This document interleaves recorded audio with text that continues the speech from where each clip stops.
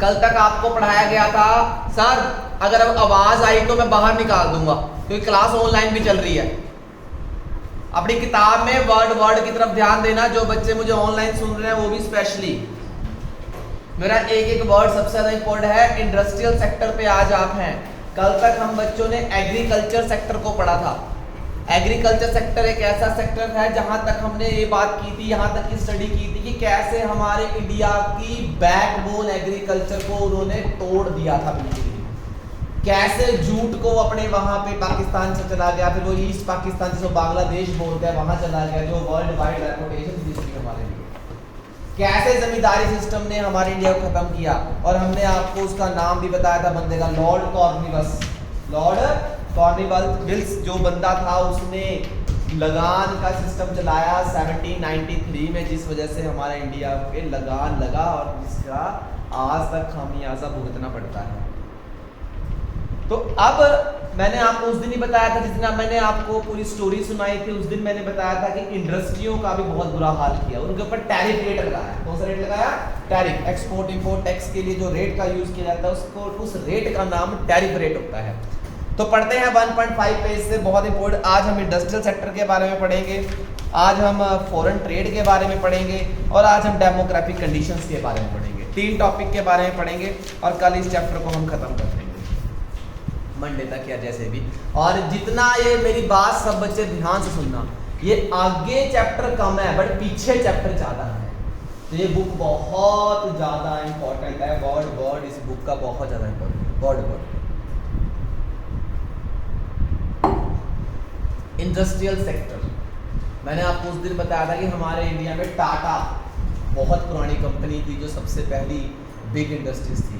छोटी छोटी इंडस्ट्रियाँ थी, बहुत थी, लेकिन उनके फॉरेन के जो रूल्स थे उनकी वजह से इंडस्ट्रियाँ हमारे इंडिया में ज़्यादा काम नहीं कर पाई। लिखता है, although the agriculture had been dominated the Indian economy during the pre-British period, but some Indian industries producing certain special product enjoy worldwide reputation. India was particularly the well known of handicraft industry. ये बात तो हम पहले ही कर चुके हैं आपके साथ कि इंडिया हमारा हैंडीक्राफ्ट इंडस्ट्री के सबसे ज़्यादा फेमस था। उनके हाथ भी काट दिए थे उन्होंने, ये चीज़ हमने आपको पहले दिन ही बता दी थी।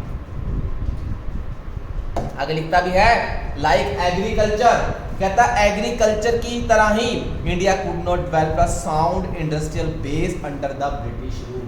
एग्रीकल्चर की तरह ही हमारा इंडिया इंडस्ट्री के लिए भी एक बेस, एक नींव नहीं बना सका इंडिया में, क्योंकि ब्रिटिशर्स ने इतना बुरा हाल कर दिया था हमारा। क्या क्या करा था, पॉइंट्स आएंगे। The poor state of industrial sector during the British rule is illustrated by the following points. कुछ बातें बताई गई हैं, उन बातों को हमने ध्यान से पढ़ना है। पहला, डी इंडस्ट्रियलाइजेशन या डिक्लाइन ऑफ हैंडीक्राफ्ट इंडस्ट्री। इन दोनों में से एक वर्ड यूज कर सकते हैं आप, सीधा ये वर्ड यूज कीजिए, डिक्लाइन ऑफ हैंडीक्राफ्ट इंडस्ट्रीज। हाथ काट दिए, उन पर रेट टैक्स लगा दिया, टैरिफ रेट से बोलते हैं। British government systematically destroy the Indian handicraft industries and know modern industrial base was allowed to come up. The primary motive of British rule behind the deindustrialization was twofold.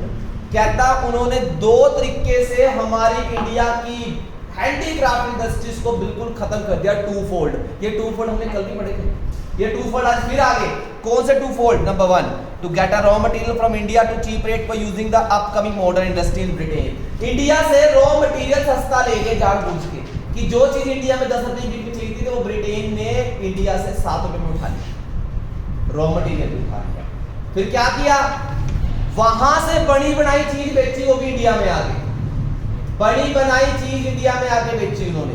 ये काम किया उन्होंने। क्या किया दिखता है, to sell finish product of British industry India in the high price. उन्होंने British product को इंडिया में सबसे हाई प्राइस पे बेचा, मतलब इंडिया से ही रॉ मटेरियल लिया सस्ते में और बाहर जाके उससे चीज बनाई और वही चीज इंडिया में आके महंगी बेच दी। मतलब हमारी जुत्ती हमारे सिर पे मारी। ये काम किया ये टूफोल्ड। पेपर में 1 मार्क्स में लिखने को आते हैं कि बताएं कि हैंडीक्राफ्ट के टाइम पे से कौन से 2 टेक्निक्स या टूफोल्ड थे जो कि हैंडीक्राफ्ट को इंडस्ट्री को डाउन तक ले गए।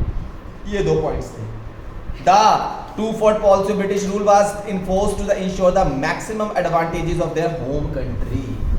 ठीक है, टू-फोल्ड ब्रिटिश रूल्स बाद ब्रिटिश रूल ने टू-फोल्ड इस तरह से बनाई है, टू-फोल्डों ने उनकी होम कंट्री उनको मतलब अब्रोड को ब्रिटिशर्स को बहुत ज़्यादा बेनिफिट दिए। क्या बेनिफिट दिए आगे बॉक्स आता है उसके अंदर हम पढ़ते हैं। ठीक है, इस चीज़ का ध्यान रखना है। Reason of decline the handicraft industries, reason क्या थे, क्या कारण था, क्या रीजन था कि हमारा इंडिया का हैंडीक्राफ्ट आपका क्या कहते हैं डिक्लाइन होता गया डे बाय डे, क्या रीजन रहा, रीजन क्या रहा? ये लड़की के पास बैठो, जल्दी बैठो, लेट हो आप। The main reason of decline the handicraft, renew the handicraft industry was introduction of the discriminatory policy. 1 marks में क्वेश्चन आएगा, what do you mean by discrimination tariff policy? 1 marks में NCERT में भी क्वेश्चन, मेरे word को ध्यान से सुनना क्योंकि पेपर में यही वर्ड मिलेंगे आपको। पेपर में लिखा होगा एक्सपोर्ट इंपोर्ट टैक्स के, एक्सपोर्ट इंपोर्ट के ऊपर टैक्स लगाने को कौन सा रेट बोलते हैं? कहीं लिखा है टैक्स रेट नहीं बोलते उसे कौन सा रेट बोलते हैं? Tariff rate. कौन सा रेट बोलते हैं? इसीलिए डिस्क्रिमिनेशन टैरिफ पॉलिसी लगाई गई by the colonial government. Colonial government कौन सी थी? इंडिया। और रूरल कौन से थे? Britishers. There was duty free export of raw material from India. उन्होंने जब भी इंडिया से अपना ब्रिटेन में जो भी एक्सपोर्ट किया रॉ मटेरियल वो सस्ते, बिल्कुल ड्यूटी फ्री, उस पर कोई भी टैक्स नहीं लगेगा जब इंडिया से बाहर जा रहा है। And there was duty free import of final goods Britishers to India, कि जब अंग्रेजों की चीज बन के इंडिया में आएगी तो उसके ऊपर भी कोई टैक्स नहीं लगेगा। लेकिन जब इंडिया की चीज हैंडीक्राफ्ट अपनी चीज को बाहर भेजेंगे तब टैक्स लगेगा। थर्ड पॉइंट देखो, but heavy duty was imposed on export of Indian handicraft, कि इंडिया की चीज बन के जब बाहर जाएगी तब टैक्स लगाएंगे, लेकिन ब्रिटिशर्स के लिए जो बाहर जाएगी चाहे वो इंडिया के अंदर आएगी उस पर कोई भी टैक्स नहीं। ये उन्होंने कहा, इसको बोला था डिस्क्रिमिनेशन टैरिफ पॉलिसी। डिस्क्रिमिनेशन होता है भेदभाव किया गया। As a result Indian market was full of finish good from Britain which were low price, it led to decline the Indian handicraft। जब बाहर की चीजों पे इंडिया में आके टैक्स ही नहीं लगेगा तो वो चीज इंडिया में क्या बिकेगी? सस्ती बिकेगी। और इंडिया का बना बनाया प्रोडक्ट क्या था? महंगा था। तो जब हम खुद ही हैं, अब इंडिया की चीज 10 रुपए की है, बाहर वाली चीज 8-7 रुपए की, कौन सी खरीदेंगे? बाहर वाली। जैसे चाइना की चाइनीज प्रोडक्ट खरीदते हैं, चाइना का मोबाइल खरीदते हैं, चाइना की दिवाली वाली लड़ियाँ खरीदते हैं, क्योंकि वो सस्ती है, क्योंकि वो क्या है? सस्ती। हम इंडिया प्रोडक्ट नहीं देखते थे, हम तो ये देखते हैं कौन सा महंगा है कौन सा सस्ता है। इस चीज का ध्यान रखना है। Both the domestic market as well as export market, ये आपको इसी वजह से हमारे इंडिया की हैंडीक्राफ्ट बहुत ज्यादा डाउन चली गई। अगला point, adverse effect of decline the handicraft industry. क्या इफेक्ट पड़े? Decline the handicraft industries adversely effect the Indian economy the following veg. High level of unemployment, इससे हमारे इंडिया में अनएम्प्लॉयमेंट बढ़ गई। जब हमारे इंडिया की चीज बिकेगी नहीं तो बढ़ेगी कहाँ से? जब बढ़ेगी नहीं तो फैक्ट्रियाँ बंद रहेगी, फैक्ट्रियाँ बंद रहेगी तो अनएम्प्लॉयमेंट क्या होगी? ज़्यादा। तो decline of Indian handicraft result in unemployment of mass scale. This displays artist जो अपने हाथ से चीज़ बनाते हैं, कोई पेंटर भी हो सकता है, कोई मूर्ति बनाने वाला भी हो सकता है, ठीक है, were force to take up agriculture for their livelihood. तो वो अपना काम छोड़ के किसमें लग गए? खेती में लग गए। लगना ही पड़ा, रोटी तो खानी थी कहीं ना कहीं से करके। This increase the burden of population on villages and overcrowding in the agriculture. इससे गांव में लोगों की पॉपुलेशन बढ़ गई और लोग सबसे ज्यादा डिपेंड हो गए एग्रीकल्चर पे। ये सबसे बड़ा ड्रॉबैक रहा इंडिया का। उसके बाद लिखता है इंपोर्ट ऑफ फिनिश गुड्स। ये सबसे बड़ी घटिया चीज थी। जो चीज हम अपने इंडिया में बना सकते थे बट हमने नहीं बनाई, हमें वो कहां से खरीदनी पड़ी? बाहर से। ये सबसे बड़ा ड्रॉबैक था इंडिया। कहता था Indian made good not be withstand the foreign competition of machine made cheap goods, क्योंकि वो चीजें अंदर बनी बनाई मशीन मेड प्रोडक्ट था। मैंने आपको बताया था घर का स्वेटर और एक बाहर का स्वेटर। बाहर का स्वेटर बढ़िया लगता है, घर वाला स्वेटर अच्छा नहीं लगता। It resulted in a new demand in Indian consumer market which not fulfilled through the locally locally the made goods, वो ब्रिटिशर गुड्स लोकल गुड्स की जब बढ़िया, लोकल गुड्स की बजाय बहुत बढ़िया था और सस्ता भी था और बढ़िया भी था, क्वालिटी भी अच्छी थी, क्योंकि वो किससे बना था? मशीन से। आगे लिखता है rather this demand was profitably by increasing import of manufacturing goods from Britain। ऐसी चीज थी।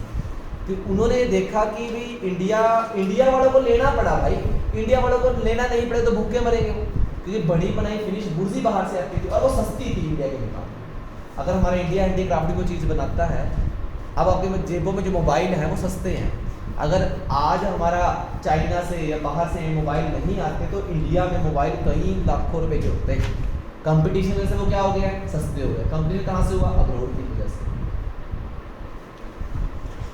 Lack of capital goods industries, हमारे इंडिया में कोई भी ऐसी इंडस्ट्री नहीं थी जो टोटली मशीनों से काम करती हो।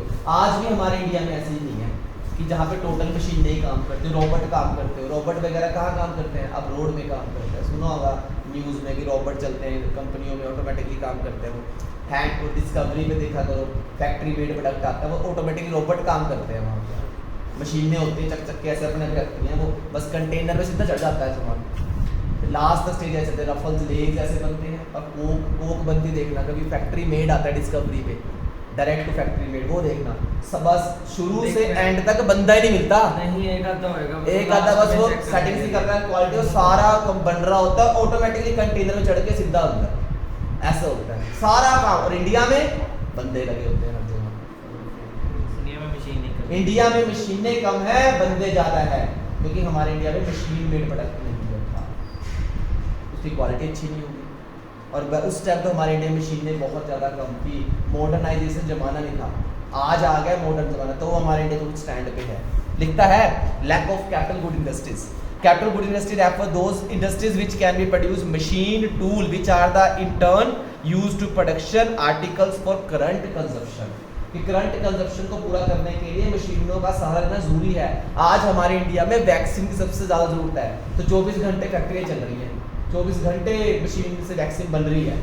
अगर बंदे बनाते तो कितनी देर लगाते, अब डबल कहीं सप्लाई ज़्यादा करनी पड़ रही है वैक्सीनेशन की, काम करना पड़ा। लाइसेंस दूसरी कंपनियों को भी दे दिया गया कि तुम भी बनाओ, फटाफट बनाओ इंडिया के लिए।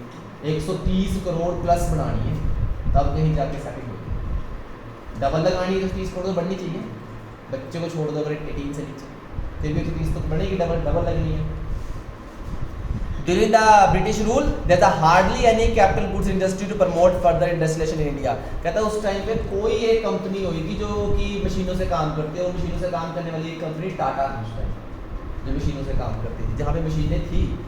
And British rule did not pay any attention of their promotion. They always wanted Indians to be dependent on Britain। और इंडिया में रहते हुए ब्रिटिशर्स की सरकार होते उन्होंने कभी भी ये ध्यान नहीं दिया कि इंडिया में भी इंडस्ट्री अच्छी होनी चाहिए। उन्होंने हमेशा ध्यान दिया कि हमेशा इंडिया वाले हमारे नीचे दबे रहे, हमेशा किस पर डिपेंड रहे? ब्रिटेन पे डिपेंड रहे। ये उन्होंने हमेशा चाहा। देखो लिखी हुई है line, depend on Britain for the supply of capital goods and heavy equipments, कि वो हमेशा हैवी इक्विपमेंट्स के लिए किस पे डिपेंड रहे? अब्रॉड पे डिपेंड रहे। उन्होंने हमेशा यही चाहिए। और देन लिखता है low contribution of GDP, gross domestic production हमारे इंडिया की क्या थी? कम, क्योंकि हमारे इंडिया में काम किससे होता था? बंदों से होता था, मशीनों से कम होता था। To growth rate of new industrial sector is contribute GDP पर remain very small, बहुत कम कंट्रीब्यूशन था। And number 5 limited role of public sector, ये सबसे बड़ा रोल है। आज हमारे इंडिया में अगर कहीं पे किसी देश, किसी स्टेट में, किसी भी सिटी में अगर इंडस्ट्रियां ज्यादा हैं तो वो सिर्फ किसकी वजह से होती है? गवर्नमेंट की वजह से।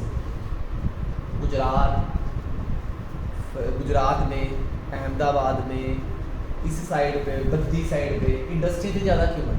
क्योंकि वहाँ की सरकार ने उनके लिए टैक्स कम कर रखे हैं। तभी यहाँ सिक्किम सर्कल, जो सिक्किम बहुत कम टैक्स है, तो यहाँ की बद्दी की कहीं उठ के सिक्किम जा रही है कंपनी, क्योंकि वहाँ पे टैक्स कम है और रिलैक्सेशन ज़्यादा है।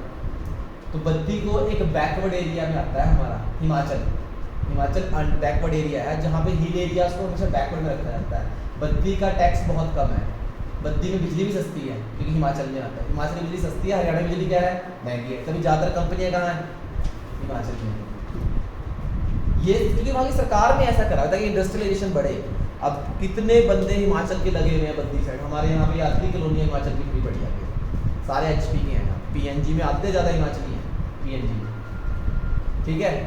तो ये चीज़ें इंडस्ट्रियलाइजेशन की वजह सरकार स्टेट करती है, स्टेट गवर्नमेंट इंटरफेयर करती है, स्टेट का आना बहुत जरूरी है, पब्लिक सेक्टर सरकार का जो है। लेकिन उस टाइम की सरकार कौन थी?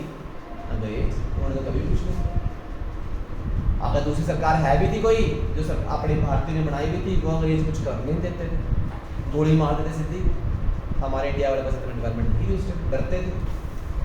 The limited area of operation of the public sector was also a significant reason of drawback of industrial sector. The public sector remained confined only the railway, power generation, communication, ports and some other departments undertaking. The public sector remained confined only to the railway, power generation, communication. कुछ छोटा बहुत उनके हाथ में था और कुछ भी उनको नहीं दे रखा, लेकिन अब तो सरकार ने उनके जाने के बाद सब कुछ अपने कंट्रोल में कर लिया था। 1991 के बाद प्राइवेट सेक्टर को दिया गया, लेकिन 1990 तक सरकार ने सब कुछ किसके कंट्रोल में रखा? अपने कंट्रोल में। तो सरकार ने आज भी बिजली अपने कंट्रोल में रखी हुई है, बिजली और रेलवे सरकार ने अपने हाथ में, क्योंकि ये दो चीज़ें ऐसी हैं जो हर गरीब के लिए यूज होती है। खाने पीने की चीज़ों का रेट, दाल, आटा, दाल, चावल, प्याज सरकार अपने कंट्रोल में रखती है। अगर ये सब कुछ प्राइवेट को दे दिया ना, तो कंपटीशन सबसे ज़्यादा किस में है? रेलवे में, बिजली में।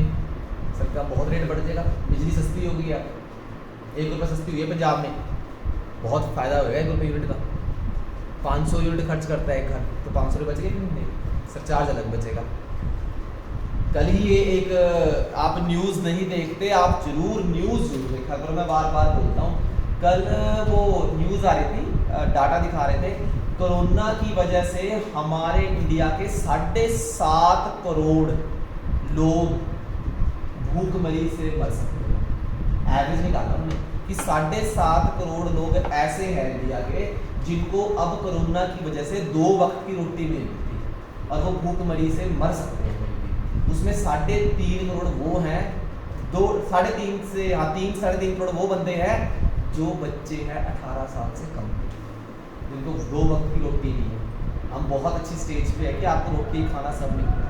और 23 करोड़ लोग अब ऐसे हो गए इंडिया में जो कि बिलो पॉवर्टी लाइन के नीचे चले गए। जैसे हम मिडल में थे, जो रोज़मर्रा कमाते हैं खाते हैं, वो मिडल फैमिलीज में जिनको 2 वक्त की रोटी मिलती है, 2400 कैलोरीज जो डेली महीने में बर्न करते हैं, 2400 कैलोरीज होती है।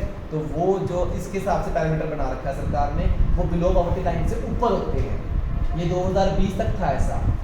उस टाइम हमारे बिलो पॉवर्टी लाइन के ऊपर थे लोग, बहुत ज़्यादा गरीबी से ऊपर थे।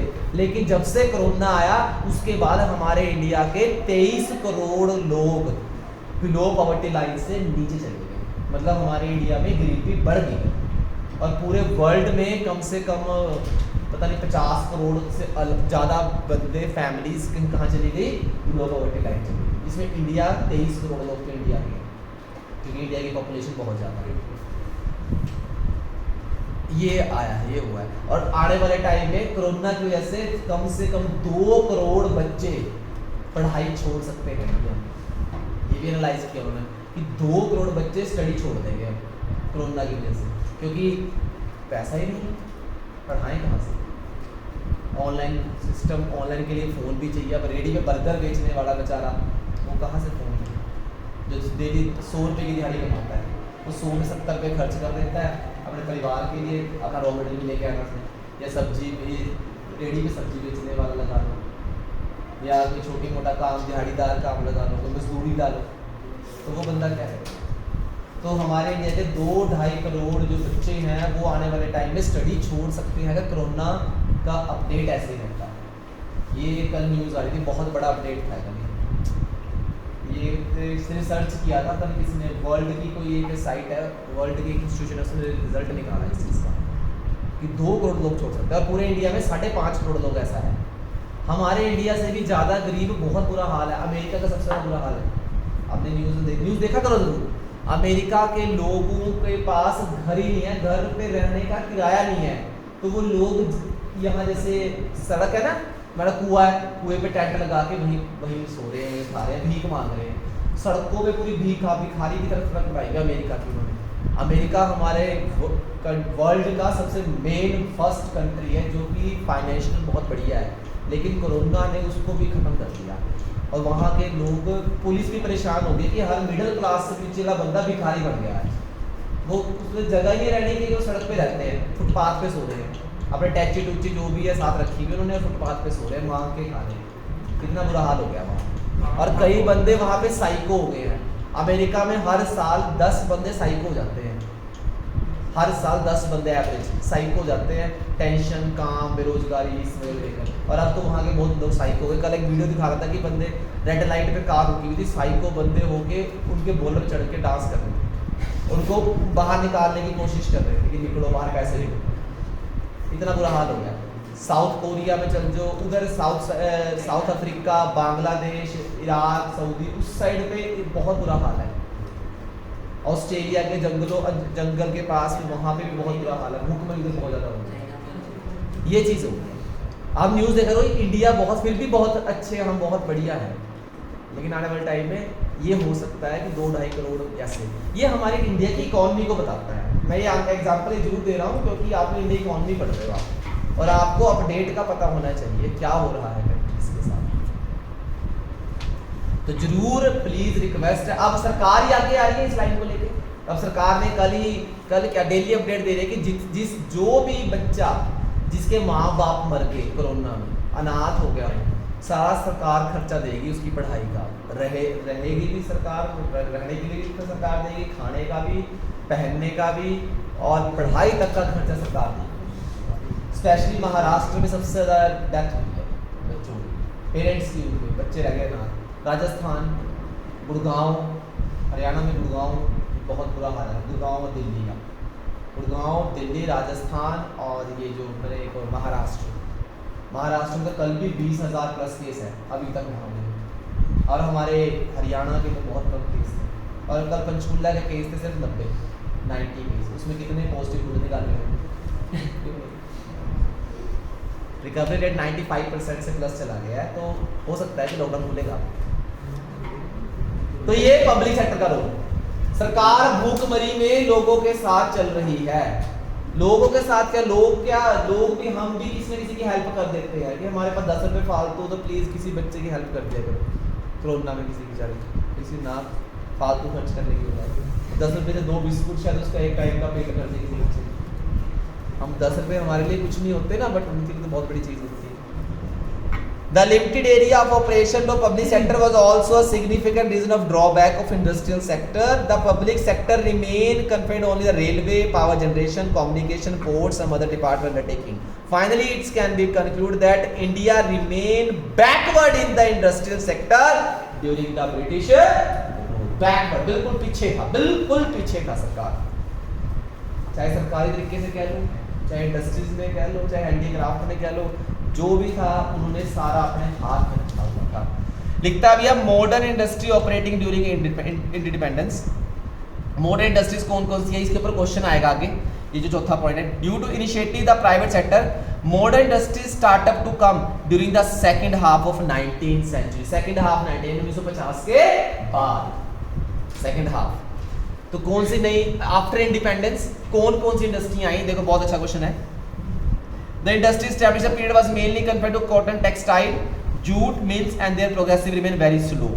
The cotton textiles mills were mainly dominated by Indian, were located in the western parts of country, namely Maharashtra and Gujarat. यहाँ पे सबसे ज़्यादा इंडस्ट्रियाँ शुरू से ही हैं महाराष्ट्र, गुजरात में। गुजरात तो गढ़ है पूरा इंडस्ट्रीज का। The jute mill dominated by the foreigners were mainly Bengal. कहाँ है? बंगाल में। The major breakthrough startup the Tata Iron Steel Company, TISCO, full form आते लिखने को, TISCO, Tata Iron Steel Company, is the year 1907 Bihar, Jamshedpur. ये मैंने बताया टाटा की कंपनी 1907 में सबसे पहला प्लांट लगा था बिहार में, जमशेदपुर स्टील इंडस्ट्रीज का, जो हैवी इंडस्ट्रीज थी इंडिया।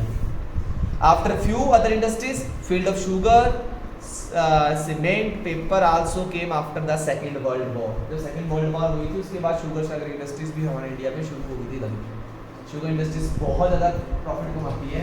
शुगर इंडस्ट्रीज हमारे इंडिया में बहुत ज़्यादा है। हमारे यहाँ पे सारे इलाके में यमुनानगर शुगर से इंडस्ट्री से आता है।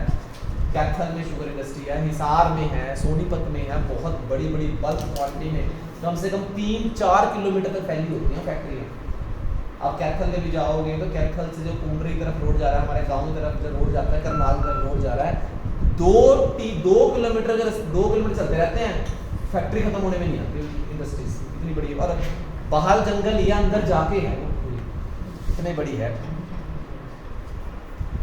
ये देखिए इंडस्ट्री के साथ क्या काम हुआ। इंडस्ट्री के बाद बारी आई फॉरेन ट्रेड, सीधी सी बात, फॉरेन ट्रेड। फॉरेन ट्रेड हमारे इंडिया का 50% से भी ज्यादा ट्रेड ब्रिटेन ने कैच कर रखा था, मोनोपोली की। भाई सब पहले हमारा इंडिया बहुत सी कंट्रियों को एक्सपोर्ट इंपोर्ट करता था, लेकिन जब से ब्रिटिशियर्स आ गए थे उन्होंने कहा कि 50% से ज्यादा ब्रिटेन से करना है, और वो भी टैक्स फ्री, कोई टैक्स नहीं लगेगा।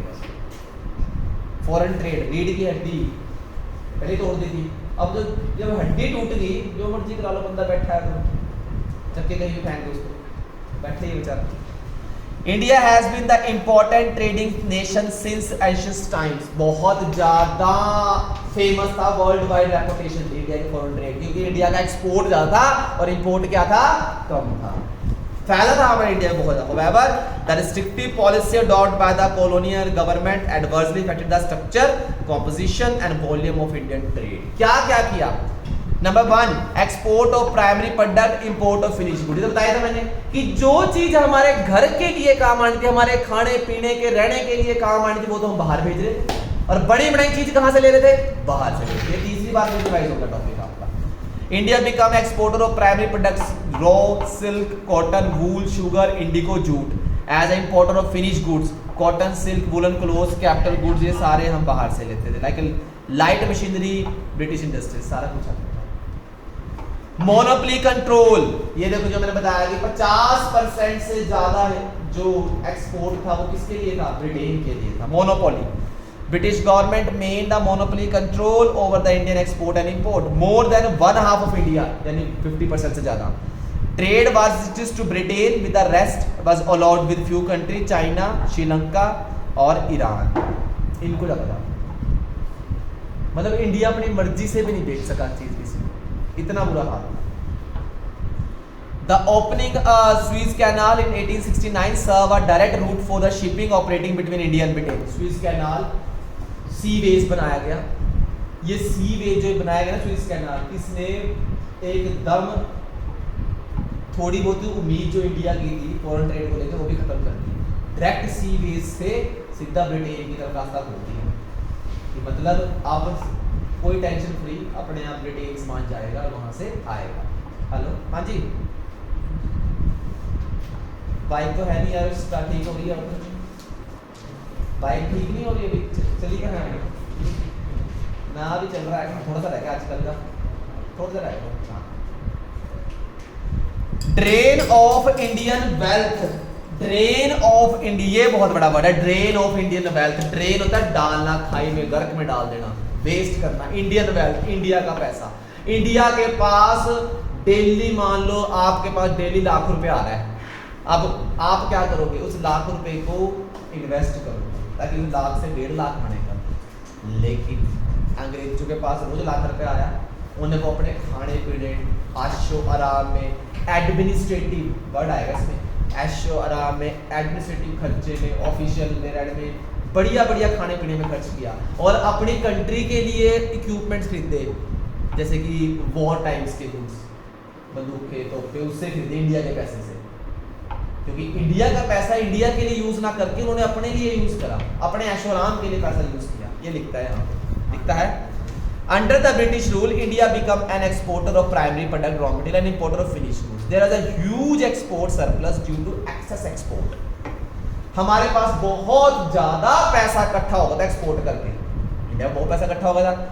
However export surplus was used, जो जितना फायदा था ये सारा कहाँ यूज हुआ, to make payment for expense incurred by the office setup of colonial government in Britain। Office setup मतलब एडमिनिस्ट्रेशन के खर्चे, अपने ऑफिस के, अपनी फैक्ट्री बनाने में, ब्रिटेन में चल रहा, ब्रिटेन में ऑफिस है और खर्चे कहाँ से जा रहे हैं, इंडिया से। And number 2, to meet expenses on war fought by the British government। जो भी उस टाइम वर्ल्ड वॉर में जो भी खर्चा हुआ सारा कहाँ से गया, इंडिया से।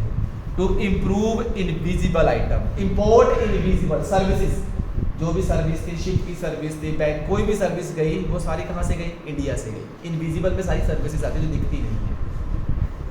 ये चीज़ है, इस पे पैसा खर्च किया। डॉक्टर चाहिए जी, और कोई चक्कर नहीं, कितना पैसा चाहिए? 50 लाख, करोड़ देंगे, करो इलाज बेटे लोगों का। करोड़ रुपया कहाँ से आएगा? ये चीज trade through the Swiss canal. ये देखिए एक डायग्राम बना रखा है, ये देखिए कैसे बॉम्बे से होते हुए पहले लंदन जाता था, वो 12,300 मील पड़ता था, लेकिन जब बीच में स्विस कैनाल के थ्रू बनाया वो सिर्फ 7200 मील, मतलब 5000 किलोमीटर का फासला कम हो गया। मतलब शॉर्टकट हो गया कि जो काम पहले 3 महीने में एक्सपोर्ट इंपोर्ट होता था, अब वो 1.5 महीने में हो रहा है। 1.5 महीने में फिर इंडिया से सामान जा रहा है, डबल सामान जा रहा है। स्विस कैनाल पढ़ते हैं, ये दूसरी बुकों में नहीं है, मैं दोबारा बोल रहा हूँ, ये एनसीईआरटी में ही है। Swiss canal is artificial waterway. ये पेपर में आएगा कि ऐसा अंग्रेजों ने कौन सा आर्टिफिशियल वे बनाया? Suez canal. Suez canal is artificial waterway running the north to south. ये आएगा पेपर में, कौन सी डायरेक्शन में?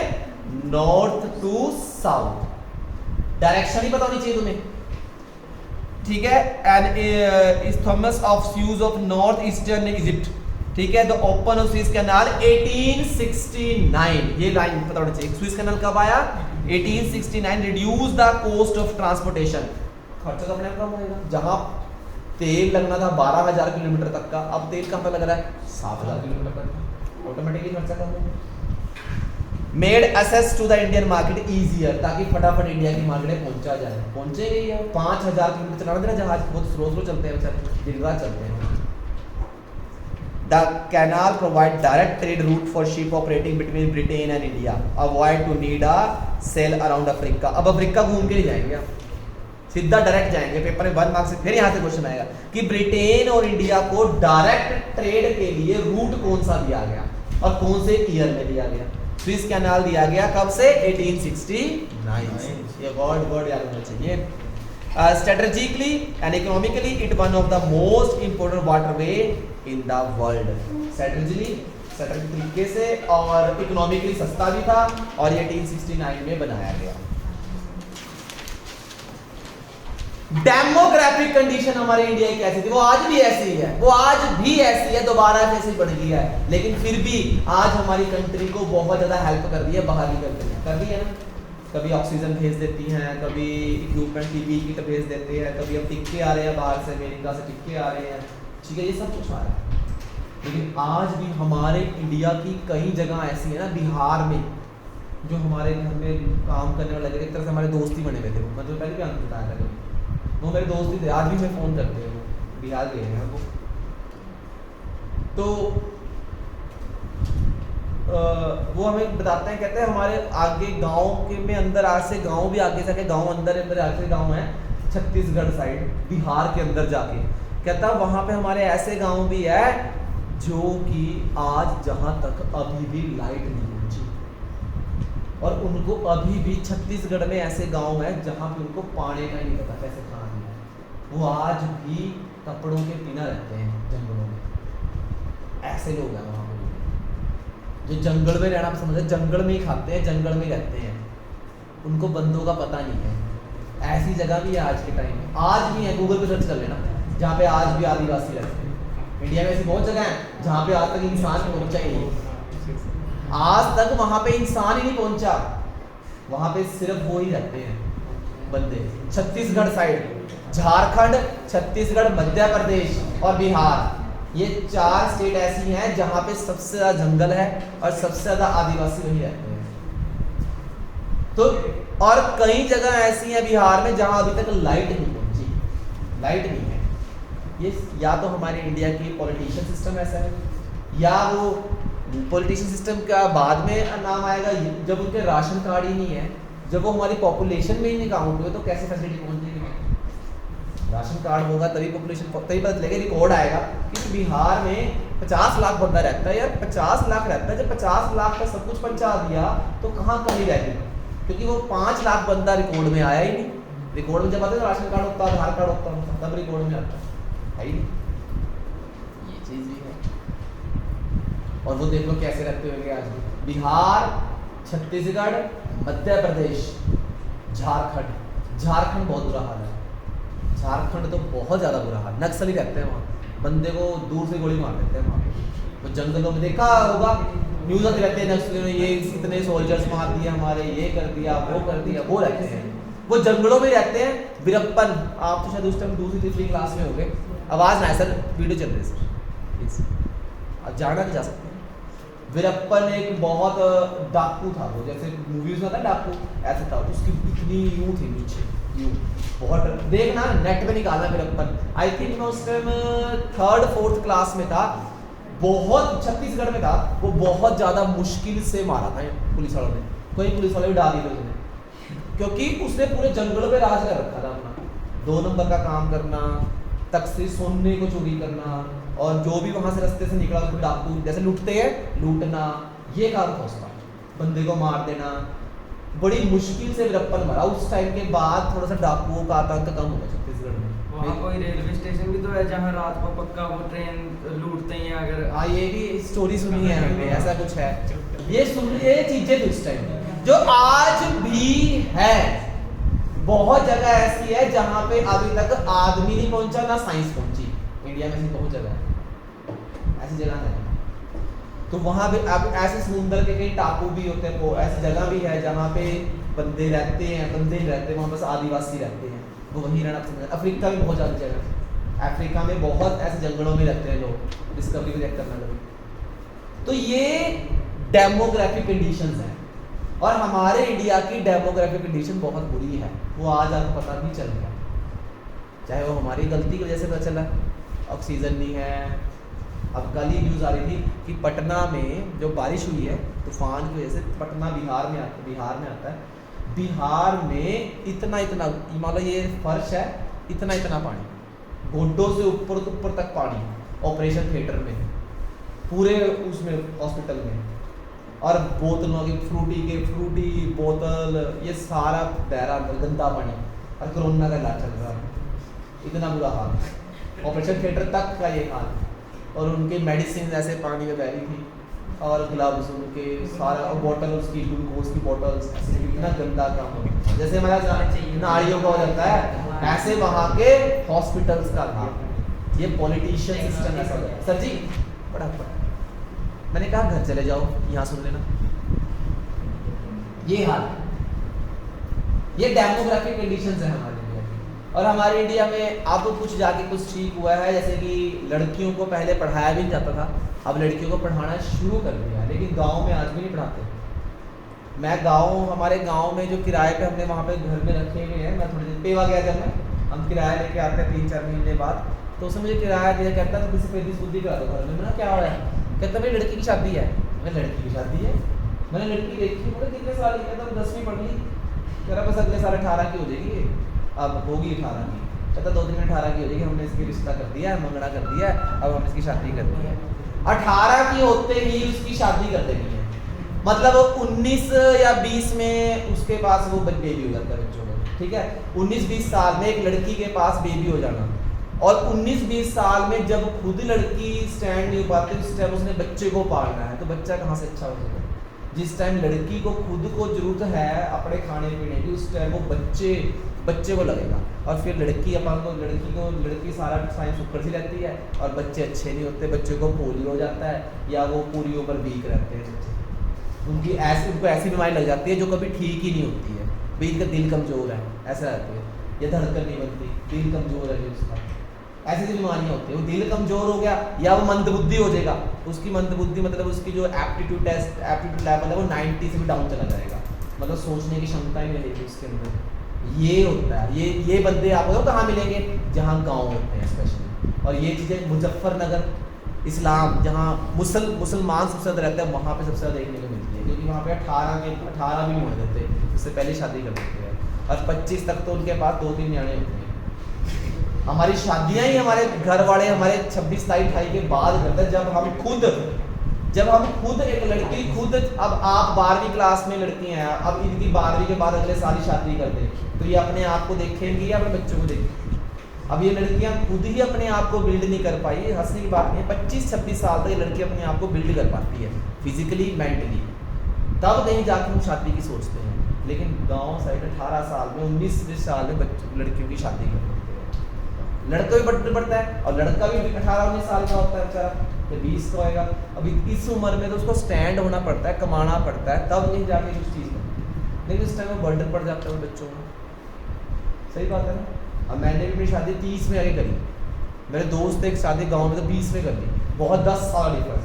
वो वहीं का वहीं रह गया, वो पिस गया फैमिली में आके। लेकिन मैंने पहले कुछ बना लिया कि नहीं, मैंने पहले कुछ बनाना है, फिर मैं कुछ करूँगा। बच्चा बंदा वहीं कहीं स्टैंड हो जाता है। यही चीज़ होती है, ये हमारे इंडिया की डेमोग्राफिक कंडीशन है। लेडीज़ को लेकर बहुत ज़्यादा बुरा हाल है, हमारे यहाँ पे बहुत बढ़िया है, लेकिन गाँव में जाके फिर वही हाल है। 10वीं तक पढ़ा के बस खत्म। 12वीं के लिए कॉमर्स तो बहुत दूर, आर्ट्स से पढ़ा दे तो इतने काफ़ी है। पिछले साल ट्यूशन में एक लड़की आई थी मेरे पास, उसके साथ नया बैच स्टार्ट किया था मैंने कुछ बच्चों का, उनके साथ किसने स्टार्ट किया था, उनमें था किसी का, गुरलीन होगा फिर नहीं, दीपांशु किया था मैंने। वो लड़की है पिंड से, भाई तुम थे पता नहीं कौन था। हाँ, पिंड से लड़की आती, वो आई हफ्ता 10 दिन, फिर मेरे पास फ़ोन आया कि मतलब क्या ऐसा ट्यूशन नहीं आई लड़की, वो जानकार है हमारे दत्तपुर पिंड में रहते। कहते हैं यार इसका मम्मा कह रहा 12वीं के बाद तो छोकरी का ब्याह कर देना मैंने, तो इनू कॉमर्स लगा के फायदा क्या, फिर 12वीं में हम ओपन बोर्ड से करा दूंगे, घर ही बैठाऊंगे, करा काम को सीख लूँगी और सिलाई सुलाई सीख लूँगी कि 12वीं ओपन बोर्ड से करा के अपना तोड़ दूँगे ब्याह करा का, कि क्या फायदा पढ़ा का फिर।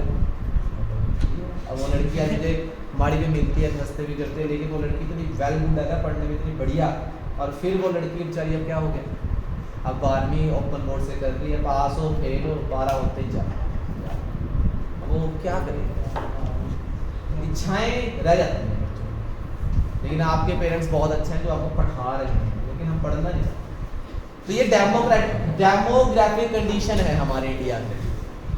आप बहुत अच्छे हो कि आप एक शहर में हो और आपके पेरेंट्स वेल एजुकेटेड हैं, अगर वो भी अनपढ़ होते तो आज आपको भी ट्यूशन ना भेजते, क्या करेंगे पढ़ के, पढ़ने ही मंजने हैं, छोड़ ऐसे बोलते हैं, ऐसे बोलते हैं। हमारे हरियाणा में आज भी ऐसे बोलते हैं, क्या करेंगे पढ़ के, पढ़ने मंजने, चल ऐसे पढ़ ले, तो पढ़ते हैं demographic condition. Demographic condition during the British rule exhibited the all feature of stagnant and backward Indian economy. Stagnant word फिर आ गया। Stagnant word, stagnant economy एक वो इकोनॉमी है जहाँ पे no growth या little growth। ये इसका वर्ड का मीनिंग आगे आएगा भी है। फर्स्ट ऑफिशियल सेंसस 1 मार्क्स में आएगा, दूसरी बुक में नहीं है कि फर्स्ट ऑफिशियल सेंसस कब हुई। The first official census was introduced in the year of 1881. 1881 में पहली सेंसस हुई, first official census. Through the suffering from the certain limitation, the census revolved unwillingness of Indian population growth. 1881 onwards, census operation was carried out after 10 years. हर 10 साल बाद उसके बाद क्या हो रही है, सेंसस होती है। अब 2021 में होनी थी, अब 2021 में अभी तक नहीं हुई है। शायद वो ऑटोमेटिकली हो जाएगी, जैसे आपके परिवार पहचान पत्र बनाएंगे ना, फैमिली आईडी, वो फैमिली आईडी से क्या देख रहे बन जाए उसकी पॉपुलेशन, ऐसे भी बॉक्स हो जाएगा काम। 1 मार्क्स का क्वेश्चन पक्का पेपर में आता है। ग्रेट ईयर डिवाइड कौन से किस साल को माना गया, 1921 को। 1921 is the year of great year divided. Before 1981, India was the first stage of demographic transitions, the second stage of transition between 1921. So 1921 is described the year of great divide. कहता है 1921 से पहले हमारी डेमोग्राफिक कंडीशन अच्छी नहीं थी, लेकिन 1921 के बाद कुछ अच्छी हो गई, इसीलिए इसको ग्रेट ईयर डिवाइड बोलते हैं। अब क्यों बोलते हैं, इसका आंसर सिर्फ आप ही की बुक में, किसी बुक में नहीं। ये देखो एक बॉक्स दे रखा है, Why 1921 is called great year divided, ये आप ही की बुक में है, किसी किताब में नहीं। क्यों बोला जाता है इसको ग्रेट ईयर डिवाइड, क्यों? Number 1, before 1921 India was the first stage of demographic transitions was very high birth and high death rate. 1921 तक हमारे बर्थ रेट भी ज़्यादा थे, कुछ टाइम तक लड़कियों को लड़कों को कोई नॉलेज नहीं थी, परिवार की फैमिली प्लानिंग की कोई नॉलेज नहीं होती थी। आज क्या होता है कि एक लड़का हो या एक लड़की हो, जब किसी को पहला लड़का हो जाता है तो वो टेंशन फ्री रह जाता है, कोई नहीं यार दूसरा देखेंगे, कर लेंगे 2-4 साल 5 साल बाद, यही होता है। या पहले लड़की हो जाती है तो बंदा क्या सोचता है, ठीक है एक लड़की होगी, कोई 2-3 साल एक लड़का हो जाए, बस फैमिली प्लानिंग होगी। यही होता है आज तक, हम यही सोचते हैं कि हम एक लड़का एक लड़की या 2 बच्चे हो बस। लेकिन उस टाइम पे कोई ऐसे क्यों, आज के टाइम में तो ऑपरेशन हो जाते हैं, ठीक है, आजकल ऐसी टेक्निक चल पड़ी है कि दोबारा आप एक लिमिट के बाद आप बच्चे नहीं पैदा कर सकते, लेकिन उस टाइम ऐसा नहीं था। और ना परिवार फैमिली प्लानिंग के लिए गवर्नमेंट कुछ स्टेप उठाती थी। और फैमिली प्लानिंग क्या, जब आप एक बच्चा हो जाता है एक लेडीज को, तो कम से कम 3-4 साल का गैप चाहिए दोबारा से अपने शरीर को रीबिल्ड करने के लिए। एक लेडीज के जब बच्चा होता है उसकी पेन क्या होती है, मैंने आपको बताया था, आपकी सारी हड्डियां एकदम टूटना उसे बोलते हैं, इतनी पेन होती है कि सारी हड्डियों को एकदम एक टाइम पे तोड़ दिया ऐसे, इतनी पेन होती है लेडीज को। और लेडीज का सारा खाया पिया किस पे जाता है, बच्चे पे जाता है। और लेडीज का शरीर ना ऐसे ढीला हो जाता है, बिल्कुल ऐसे, मैं तो खुद देखा है अपनी वाइफ में, लेडीज का शरीर बिल्कुल ढीला है। तभी तो आपने खुद देखा होगा किसी घर में भी हफ्ता 10 दिन तो उसको सिर्फ दाल का पानी कुछ हल्का देते हैं, ताकि उसके अंदर की जितनी भी ताकत है वो दोबारा बने, पानी खून सब खत्म हो जाता है उसका। तो माँ बनना तो बहुत मुश्किल चीज़ है, बट हम अपनी माँ को समझते नहीं है, कुछ बकवास मार रही है, बता देखो कुछ, अरे उसी को तो पता है जिसने तुम्हें 9 महीने पेट में रखा है। बिल्कुल शरीर ढीला होता है, 2-3-4 साल नहीं सो सकते। कॉमन सी बात है, किसी के घर में बच्चा होता है, वो लेडीज उठती है 1 महीना उठ भी नहीं पाती, वो इतनी बैक में दर्द होती है, शरीर पूरा टूट जाता है, मजाल है वो बैठ भी सके, इतना बुरा हाल होता है। हड्डियां टूटना 306 टूटे ना, इतनी बड़ी बात है, एक हड्डी टूट जाए महीना आप स्ट्रक्चर पे लग जाए। तो उस टाइम नॉलेज नहीं होती थी, नॉलेज नहीं होएगी तो बच्चे पैदा हर साल बच्चे पैदा कर लेते थे, हाई बर्थ रेट, बच्चे पैदा हर साल कर लिए, लेकिन उन्हीं बच्चों को लगी बीमारियां।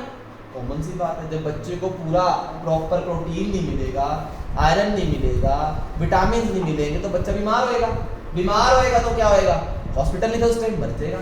ये लाइन है, high birth rate and high death rate. 218 बच्चे मरते थे 1000 में से उसमें, ये देखो लिखा हुआ है, high birth and death rate, the death rate was fluctuation from year two year, ये चेंज होता गया। As a consequence, the size of population remained almost stationary. ठीक था, almost stationary मतलब कि भाई उस टाइम पॉपुलेशन इतनी डराने वाली नहीं थी कि भाई जैसे आज है, आज हमारी पॉपुलेशन डराने वाली है, आज हमारी इंडिया की पॉपुलेशन बहुत ज़्यादा बढ़ती है। उस टाइम ऐसा नहीं था, सरकारी नौकरी पकड़ देते थे, 10वीं पास है आज कर ले, 8वीं करिए कोई तो कोई लगवा देते हैं। मेरे खुद के रिलेटिव को HMT में पकड़ के लगाया मेरे दोस्त ने, कह रहा चल नौकरी कर ले यार, सरकारी है कर ले प्लीज, ले गई छट दी उसने, कह रहा नहीं करता। उस टाइम सरकारी नौकरी ऐसे पढ़ती थी, फ्री में मिलती थी, कोई नहीं मिलता, एजुकेशन थी बहुत कम एजुकेशन थी। आगे लिखता है, with the beginning of decline the death rate the population of country entered A second stage. जब हमारे इंडिया में डेथ रेट कम हुआ, उस टाइम हम इंडिया की पॉपुलेशन के सेकंड स्टेज पे थे। उस सेकंड स्टेज का मतलब कि हम 50 साल कंप्लीट कर चुके थे। वो सेकंड स्टेज कौन सा आया, 1921। The second stage transition began after 1920 from the 1912 onwards, India population never decline, कम नहीं हुई बढ़ती गई उसके बाद, इसलिए ग्रेट ईयर डिवाइड बोलते हैं उसे। And consistent rise during the reason 1921 is called year great divide. क्यों बोलते हैं, 2 बातें, एक तो डेथ रेट कम हो गई और कंसिस्टेंसी, हमारी इंडिया की जो पॉपुलेशन है वो बढ़ना शुरू हो गई। उस टाइम तो अच्छा साइन था पॉपुलेशन बढ़ना, क्योंकि डेथ इतनी होती थी हमारे इंडिया में। आज कोरोना की वजह से अगर इंडिया में मान लो 10 करोड़ लोग मर जाए, 50 करोड़ लोग मर जाए, एवरेज लगा लो कि इंडिया के 50 करोड़ लोग मर गए, घर खाली सब खाली हो जाएगा, जंगल हो जाएगा, जंगली सफाई, बंदे भी रहेंगे, जंगली रहेंगे, 50 करोड़ लोग मर जाए तो सरकार कहेगी हम 2 हमारे 2 नहीं, हम 2 हमारे 4 6, हम नौकरी देंगे। चाइना में एक रूल है जो अभी रिसेंटली खत्म कर दिया गया 2015 से, कि एक फैमिली में एक ही चिल्ड्रन होगा, 1 चाइल्ड पॉलिसी है, अब खत्म हो गई है, मैं पढ़ाऊंगा अभी बुक में है। 2015 में बच्चा होता था तो उसे किसी और को जिसने अडॉप्ट करेगा और एक बच्चा होगा, उसी को सरकार नौकरी देगी, सरकार ही नौकरी देगी। आप दूसरा बच्चा नहीं कर सकते, अगर दूसरा बच्चा होगा तो किसी और पे जाएगा, ये सरकार अपने पास अडॉप्ट कर लेगी उसको, आप अपने पास उसको नहीं कर सकते। 1 चाइल्ड पॉलिसी थी क्योंकि वहाँ की पॉपुलेशन बहुत ज़्यादा बढ़ती थी, सरकार के पास इतना ज़्यादा इक्विपमेंट रिसोर्स नहीं था कि एक बच्चा करो और चाहे वो लड़का हो चाहे लड़की हो, हम उसको नौकरी देंगे। बस हम क्या, आपके पेरेंट्स भी क्या सोचते हैं, हमारा बच्चा कुछ बन जाए, बस वो सरकार है, वन चाइल्ड पॉलिसी देगी, सरकार नौकरी देगी उसे। ये था उस टाइम। और अब वहाँ की पॉपुलेशन के कंट्रोल में है, और इंडिया में ऐसा कोई सिस्टम है नहीं। इंडिया वाले सरकार बहुत कुछ कर रही है, लेकिन हमारे इंडिया में लार्ज पॉपुलेशन इलिटरेट है, अनपढ़ है। न्यूज़ सुनो करो, मध्य प्रदेश, यूपी और बिहार के आधे से ज़्यादा गांव टिक्का लगवाने से डर रहे हैं। और कल एक टीम टिक्का लगाने के लिए यूपी गई, गांव में गई, उन्होंने डॉक्टर को भी मारा, गोलियां चलाई, गोली डॉक्टर के गोली लगी, एक के यहाँ लगी, उनकी ब्लैरो थी, स्कॉर्पियो कार पूरी तोड़ दी, और पुलिस आई, उनको पकड़ा, 3-4 राइफल्स ली उनसे। ये बुरा हाल है। हमें तो यहाँ लग भी गई और वहाँ लगाने के लिए जा रहे हैं, वो कह रहे हैं हमें मारने आ रहे हैं, टिक्का लगाएंगे हम बच्चे। ये इलिटरेसी है, ये हमारे इंडिया का बुरा हाल है। तो पढ़ते हैं, प्लीज आई रिक्वेस्ट, रात को 9 बजे NDTV 18 पे 100 बात की एक बात आता है, मुझे बहुत अच्छा लगता है। मैं वैसे टीवी बहुत कम देखता हूँ। वो न्यूज़ चैनल एक ऐसा चैनल है जो पूरे दिन की न्यूज़ बताता है, 1 घंटे का आता है, 9 से 10 बजे तक। 100 बात की एक बात, मतलब वो पूरे देश की जो एक दिन की न्यूज़ है वो 1 घंटे में डिस्क्राइब कर देता है, छोटी छोटी बातों में। तो मैं वही एग्जाम्पल देता हूँ आपको, मैं वही सुनता हूँ, मैं कुछ नहीं सुनता, बस वही चला देता हूँ। 4 भी खेल रही होती है मेरे साथ, मैं टीवी चला बैठा होता हूँ, न्यूज़ चैनल सुन रहा होता हूँ, बस पूरे दिन में मैं वही 1 घंटा टीवी देखता हूँ बस। क्योंकि मैं वो चीज़ जो देखता हूँ मैं तुम्हें बताता हूँ, क्योंकि तुम्हें पता होना चाहिए कि इंडियन इकॉनमी कैसी है आज। आपको पता होना चाहिए भाजी सिस्टम में क्या चल रहा है, स्टील कितना ऊपर जा रहा है, एक्सपोर्ट क्या है, इंपोर्ट क्या है, यही चीज़ तो बुक में लिखनी है। यही चीज़ हमें ट्रेंडिंग चीज़ आज के टाइम में कोरोना है, GDP है, ट्रेंडिंग वर्ड से लिखने हैं इकोनॉमिक्स में। चलते हैं आगे। High birth and death rate. Birth rate refers to number of children born per 1000 in the year. Death rate refers to people during per 1000 in the year. Death rate वो होता है जो 1000 से नीचे बच्चे मर जाते थे, और बर्थ रेट वही है जो 1000 में कितने बच्चों का बर्थ होता था plus. Both birth and death rate very high. उस टाइम पे डेथ और बर्थ दोनों हाई थे, वर 48 एंड 40 पर 1000 रिस्पेक्टिवली। ठीक है। एक्सट्रीमली लो लिटरेसी रेट, पढ़े लिखे लोग बहुत कम, बहुत ज़्यादा कम। Literacy rate refers total number of literate person express percentage of total population. The overall literacy level was less than 16%, और फीमेल नेग्लिजिबल थी, बिल्कुल कितनी थी 7% लेडीज। ये मैंने उस दिन बताया था। पुअर हेल्थ फैसिलिटी, हमारे इंडिया की फैसिलिटीज अच्छी नहीं थी, डॉक्टर्स वगैरह की। Poor health facilities was either the unavailable large mass of population when available were highly inadequate. As such, water and airborne diseases जो हवा से फैलती है ना, ये भी तो एयरबोर्न बनती है, कहते हैं एयरबोर्न, कोरोना हवा में आ गए। ठीक है, अगर कोरोना हवा में आया तो शायद आज भी हमें कोरोना हो सकता है। अब ये चीज़ है सर, ये चीज़ है चल रही है। हेलो मैडम, ऑनलाइन क्लास चल रही है, आपका रिकॉर्डिंग हो रहा है। And took a huge toll on life, कितनी बड़ी बात है। हाई, ये पेपर में आता है, what do you mean bye infant mortality rate. जो बच्चा 1 साल से नीचे की डेथ हो जाती है ना, उसको रेट को बोलते हैं। और हमारे इंडिया में 218 बच्चे मरते थे। रेट दे रखा होगा, हाँ दे रखा है। High infant mortality rate refers to number of infant they are dying before reaching 1 year age। 1 साल से नीचे जो बच्चे मरते थे पर 1000 में। और हमारे इंडिया में पहले ये रेट अलार्मिंग, मतलब बहुत ज़्यादा अलार्म वाला था, सोचने वाली बात थी, 218 बच्चे मरते थे। लेकिन आज सिर्फ 2011 में 44 बच्चे मरते हैं। लेकिन 2021 में ये और रेट कम हो गया, क्योंकि अब तो बहुत मॉडर्नाइजेशन टेक्निक्स आ गई है इंडिया में, स्पेशली हेल्थ को लेकर। मैंने आपको उस दिन बताया था कि यार लेडीज के पेट के अंदर से पता चल जाता है कि बच्चे की धड़कन है कि नहीं, उसके कोई पार्ट्स बन रहे हैं कि नहीं। आज इतनी टेक्निक आ गई। लो लाइफ एक्सपेक्टेंसी उस टाइम 44 साल थी, पहले 32 थी, डाटा नया लिखा गया है 44 होगी। लेकिन आज हम 68 ईयर तक जी सकते हैं। लेकिन ये 68 भी खत्म हो गया अब तो। 50 साल काट जब इतना ही काफ़ी है, इतनी गंदगी पॉल्यूशन इतना ज़्यादा हो गया आज के टाइम पे। Life expectancy refers to average number of year which people life expectancy was very low 44 years, as present आज 68 ईयर्स है। आज हम 68 साल तक जी सकते हैं एवरेज। वाइड स्प्रेड पॉवर्टी, ये तो हमारे इंडिया का सबसे बड़ा दुर्भाग्य है। ये आज तो मैंने बताया कि आज हमारे इंडिया में कितने लोग गरीब और हो गए हैं, तो पॉवर्टी हमारी लगातार बढ़ती जा रही है। पॉवर्टी बढ़ेगी, लिटरेसी बढ़ेगी तो कॉमन सी बात है कि हम सरकार की पूरी फैसिलिटीज़ का फ़ायदा नहीं उठा सकते। लिखता है there is no reliable data about the extent of poverty, but there is no doubt that extensive poverty prevailed during the colonial period. The overall standard of living of common people in India was very low and the widespread poverty in the country. हमारे India में गरीबी बहुत ज़्यादा फैली हुई है, गरीबी बहुत है इंडिया में। It can be concluded that British rule was main reason to the worsen the profile of Indian population. बहुत ज़्यादा बुरा हाल है उस टाइम पे, बहुत ज़्यादा बुरा हाल था। तो ऑक्यूपेशनल स्ट्रक्चर ये थोड़ा सा पढ़ लेते हैं, ये नाम का ही है, ये आपने 9-10 से पढ़ते आए तो इजी था। Occupational structure primary secondary tertiary पढ़ा है ना, प्राइमरी में एग्रीकल्चर, सेकेंडरी में इंडस्ट्रीज, टर्शरी में सारी सर्विसेज। हमारे इंडिया का प्राइमरी सेक्टर सबसे डिपेंड थे हम। इंडस्ट्री ब्रिटेन में 20 उस टाइम 25-30% बंदे काम करते थे, लेकिन हमारे इंडिया में सिर्फ 5-7% बंदे काम करते थे। इतना बना था कि जहाँ पे हमें ज़्यादा होना चाहिए वहाँ पे हम कम थे, और जहाँ पे कम होना चाहिए वहाँ पे हम क्या थे, ज़्यादा। दिखता है, आओ। Occupational structure refers to 1 marks में आता है, what do you mean by occupational structure? Refers to the distribution of working person across primary, secondary and tertiary sector of society.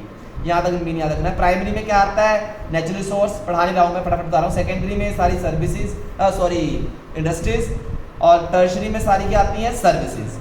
अब ये मेन क्वेश्चन है कि ड्यूरिंग द कॉलोनियल पीरियड उस time क्या करा था, उस टाइम क्या हाल था? During the colonial period the occupational structure was India show a little sign of change. The stain of occupational structure British rule the summarise as under. Primary में 72% थे और मैन्युफैक्चर सर्विस में हम सिर्फ 10 और 18% थे। जहाँ पे हमें ज़्यादा होना चाहिए था वहाँ पे कम थे, जहाँ कम थे वहाँ क्या है, बहुत ज़्यादा।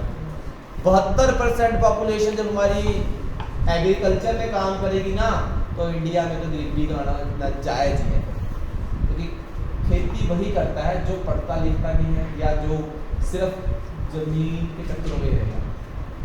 जो पढ़ेगा नहीं, जैसे पिंडाड़े होते हैं, नहीं पढ़ेगा पढ़े को खेत में मारूंगा करेगा काम। राइट बाजी, ऐसे होता है कि नहीं पढ़ेगा, डैडी गुस्से में बोलता है ना तेरे पढ़ना पढ़, तेरे चक्कर से चल कितना करना सारा अभी बोलने के अभी बहुत पढ़ रहा है, नहीं पढ़ेगा खेतों में काम करेगा, संभाल लेगा, और क्या मानता जिंदगी जीने नहीं। बहुत बच्चे बोलते हैं क्लासेस में भी ऐसे, कैसे जे नहीं होए पास कोई ना खेत पाए खेता में बेच देंगे या खेतों में काम कर देंगे, ये काम। तो उस टाइम पॉपुलेशन इंडिया की ऐसी ही थी। रीजनल वेरिएशन देखो, रीजनल वेरिएशन बहुत था। कई जगह तो बहुत ज़्यादा इंडस्ट्रीज थी, कई जगह बिल्कुल भी। बिहार उड़ीसा साइड आज भी कुछ नहीं है। बिहार उड़ीसा झारखंड मध्य प्रदेश ये ऐसे इलाके हैं जहाँ कुछ भी नहीं है। गुजरात, अहमदाबाद, बैंगलोर को IT सिटी बोलते हैं। हैदराबाद IT सेक्टर है, हैदराबाद को साइबर सिटी बोलते हैं। साइबर सिटी मतलब वहाँ पे टोटली काम ऑनलाइन है, साइबर सिटी है, IT सेक्टर का हब है वहाँ पे, हब। जैसे हमारे इंडिया में IT सेक्टर चंडीगढ़ में ना, ऐसा IT सेक्टर पूरे हैदराबाद में है। कभी सुनी हैदराबाद से कोई करप्शन की न्यूज़ आ रही है कि कुछ हो रहा है हैदराबाद IT? क्योंकि वहाँ पे लोग बहुत ज़्यादा पढ़े लिखे हैं, वहाँ फालतू किसी पे टाइम नहीं है इतना। बैंगलोर में टाइम नहीं है, जहाँ मेरा ये मेरे साला साहब रहते हैं। हैदराबाद यही करेगा, PNG की शिफ्टिंग हुई है हैदराबाद, इतना एडवांस है, इतना बच्चा पटाख पटाख इंग्लिश बोलता है इतना बहुत ज़्यादा एडवांस सिटीज़ है ये देखो लिखा हुआ है। Another striking aspect was the growing regional variation. The state of Tamil Nadu, Andhra Pradesh, Kerala, Karnataka, Maharashtra, West Bengal witnessed a decline dependence on workforce in agriculture. With the commensurate increase the manufacturing service. ये जो सारे sector हैं agriculture तरफ कम थे और industry तरफ क्या थे, ज़्यादा थे, जो आज भी ऊपर ही है। कहता however during the same time there has been increased the share of workforce agriculture such as Orissa, Rajasthan and Punjab, Haryana, Orissa, Punjab, Rajasthan, Bihar, UP, सबसे ज़्यादा खेती यही होती है और आज भी होती है। ठीक है ना, ये चीज़ है। पंजाब में, हरियाणा, पंजाब की ज़मीनें बहुत बिकती हैं क्योंकि पंजाब के लोग ज़्यादातर NRI बन गए हैं, वो बाहर जाने लगे ज़मीनें बेच बेच के। लेकिन हरियाणा की ज़मीनें अभी भी हैं। हरियाणा में सबसे ज़्यादा गेहूँ होती है, गेहूँ चावल की खेती बिहार में बहुत होती है। हर जगह अपनी अपनी जगह के लिए फेमस है। ठीक है जी, ये ऑक्यूपेशनल स्ट्रक्चर था इंडिया का जो आपको पता होना चाहिए। रेलवे आई, ये हम यहीं तक कर रहे हैं आज, बट थोड़ा सा बता दूं।